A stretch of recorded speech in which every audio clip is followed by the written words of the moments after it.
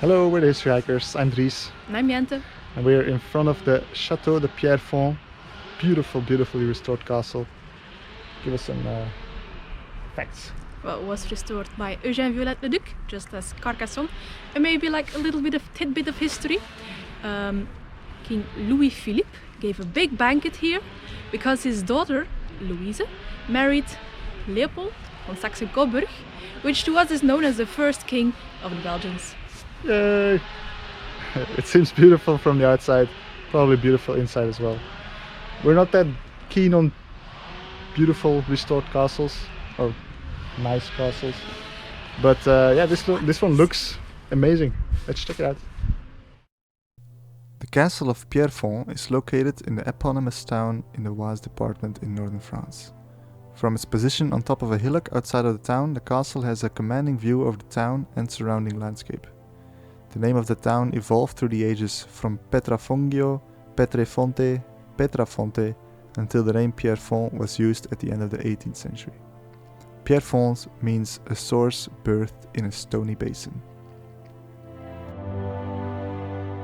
The castle had 8 large towers decorated with the statues of heroic warriors through the ages: David, Judas Maccabeus, Joshua, Caesar, Alexander the Great, Hector, Charlemagne, King Arthur, and Godfrey of Bouillon.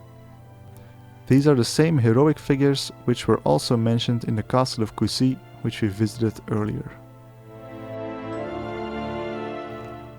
An older castle in Pierrefonds was destroyed in the 10th century. A newer castle was built on a nearby hill, which is its current site, and the town formed around its base. The castle was remodeled in the following centuries.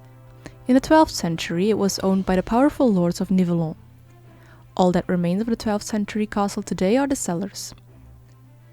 At the end of the 12th century the castle passed on to the French king Philippe Auguste.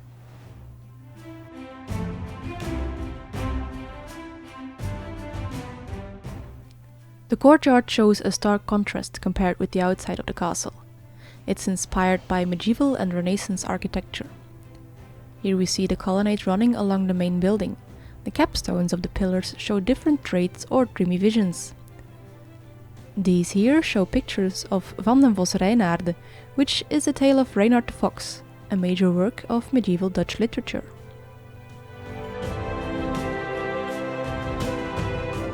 In 1392, Louis of Orléans received the castle of Pierrefonds as a gift. Louis was embroiled in a power struggle with the Duke of Burgundy.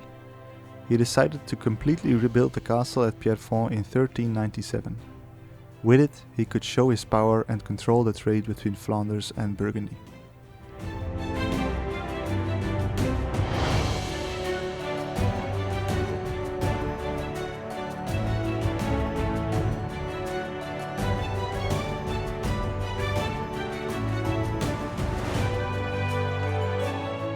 The chapel was rebuilt in its original spot. The statues outside represent Viollet-le-Duc in the middle, flanked by Louis of Orléans and his wife Valentina Visconti of Milan.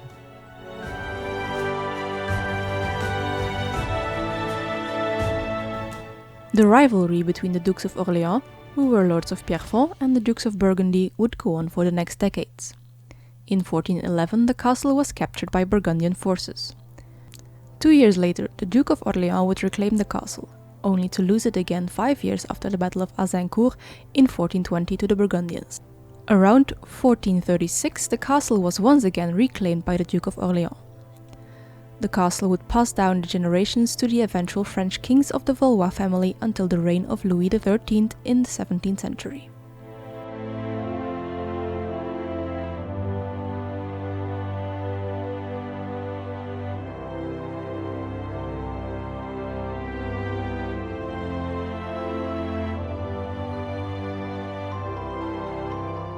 At the end of the 16th century, the castle was occupied several times by hostile forces, from bandits and foreign armies to enemies who rebelled against royal rule.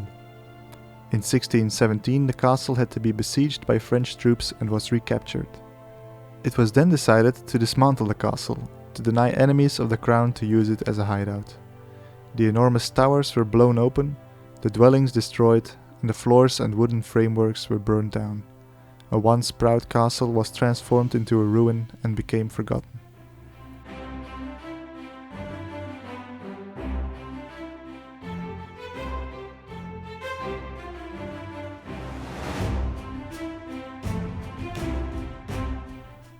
In the early 1800s, when the Romantic wave gave rise to a new interest in the Middle Ages, the castle was rediscovered. It was bought by Napoleon Bonaparte, who made it part of the outbuildings of the Forest of Compiègne. During the 19th century, the infatuation for the architectural heritage of the Middle Ages made it become a quote-unquote romantic ruin. In August 1832, Louis-Philippe offered a banquet on the occasion of the marriage of his daughter Louise with Leopold van Saxe-Coburg-Gotha, the first king of the Belgians.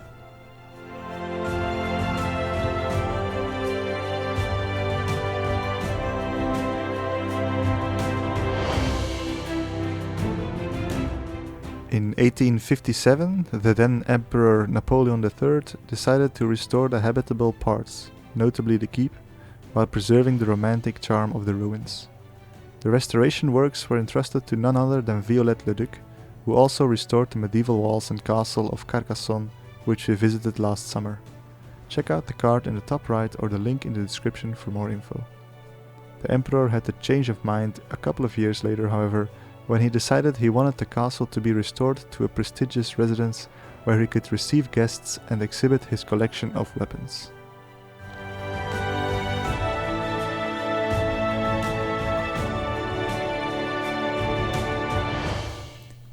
Inside the donjon, we find the reception hall. The paneling on the wall is made from Hungarian oak and depicts fantastical animals.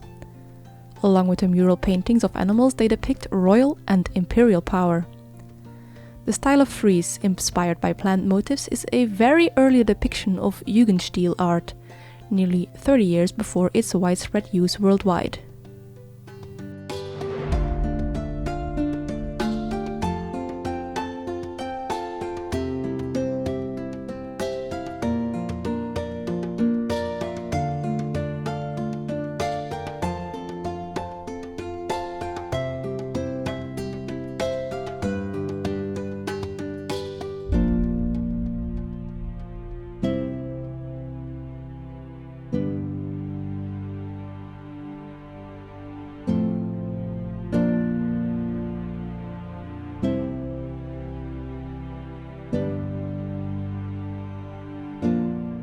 The workroom is gorgeously decorated with wooden paneling and paintings. The flushable toilet shows how modern the castle was in the 19th century.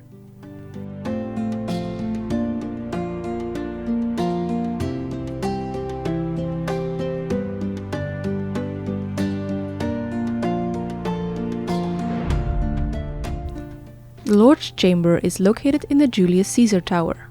The room was never used because of the change in direction of the restoration. Instead of a lordly residence, the castle of Pierrefonds will become a museum dedicated to the Middle Ages.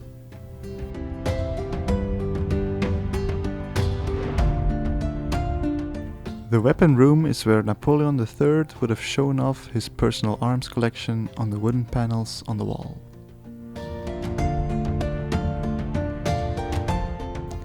The works, which would cost 5 million francs, were stopped in 1885, 6 years after the death of Viollet-le-Duc. The departure of Napoleon III after the Franco-Prussian War had halted the reconstruction, and through lack of money, the decoration of rooms was unfinished. Viollet-le-Duc produced more a work of invention than restoration. He imagined how the castle ought to have been, rather than basing his work on the strict history of the building. On the other hand, with the exterior he showed an excellent knowledge of the military architecture of the 14th century. The castle remains until today one of the most impressive and romantic castles in Europe.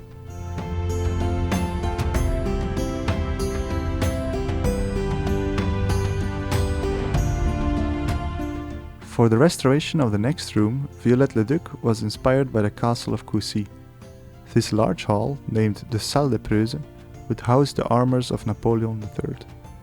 The imperial eagle towers above the statues of Charlemagne and his 4 companions, Bishop Turpin, Roland, Olivier and Willem of Oranje.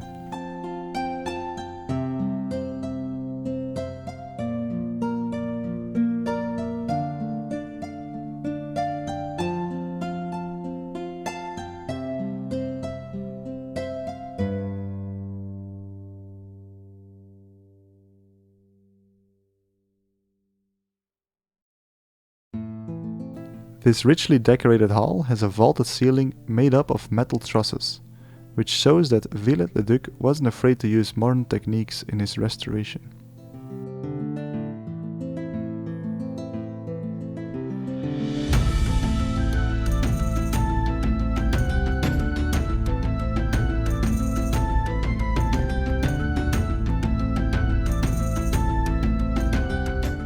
The mantelpiece is decorated with the statues of 9 heroic women from history: Tamaris, Daiphem, Lampedo, Hippolyte, Semiramis, Pentacite, Tanqua, Delicite, and Menelip.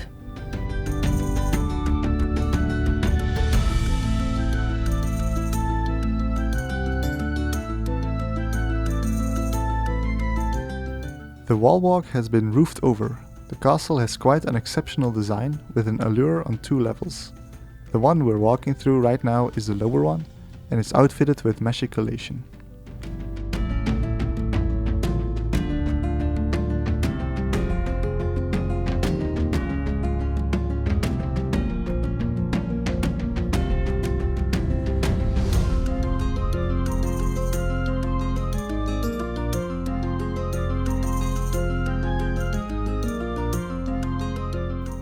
The double spiral staircase is quite special.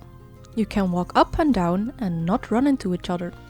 It's inspired by models from the Renaissance.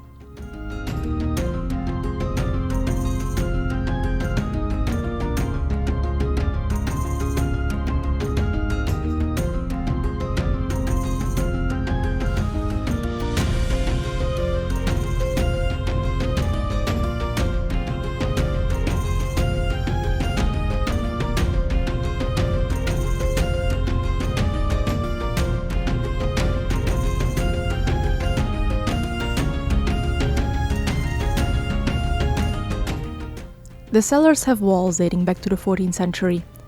An exposition has been set up with models of tombstones of prominent people.